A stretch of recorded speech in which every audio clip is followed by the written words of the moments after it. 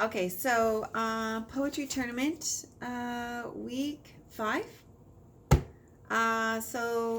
We have these 2 poems that we're going to talk about today, and the next week we have 2 different poems, and then we'll start the elimination where poems will go against poems, and there'll be poems that you've seen before, but matched up differently with different evaluative criteria. So, pretty exciting. I still haven't figured out the winners from last week. I'll do that next. It's been kind of a hectic day of working on freshman class officer elections and then 2 other big things I got to take care of today. So I'm a little bit stressed, but whatever.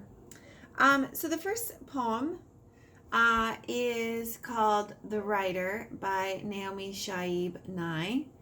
And I want you to make sure you have it open so we can talk about it. I can totally tell. There's still just a handful, and it seems like they're 7th graders, where you're just answering the questions on the poem and you're not looking at the video. And you're only getting a couple points when you should be getting like all points, because I'm going to give you every answer here. So you can see as you look at the poem, it has 13 lines, and there are 4 stanzas. And you can see the first stanza has 3 lines, and the second stanza has 2, and then 3, and then 5. So me, enough, him, her, champion. So I don't see a rhyme scheme either. So it is free verse poetry. Let's read it. I love this poem. It's a great poem. It makes me feel like a kid and like I can really do anything. So here we go. The Writer, Naomi Shihab Nye. A boy told me if he roller skated fast enough, his loneliness couldn't catch up to him. The best reason I ever heard for trying to be a champion. What I wonder tonight, pedaling hard down King William Street, is if it translates to bicycles. A victory.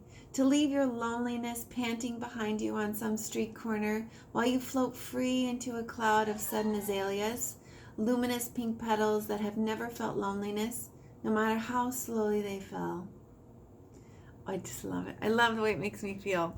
So you can see it's a pretty understandable poem, and there's some interesting things going on. So like the first stanza, right away we have a non-human thing acting human.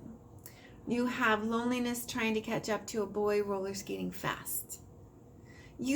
I understand the feeling behind it, but literally loneliness is not a human being that can chase and catch up to people.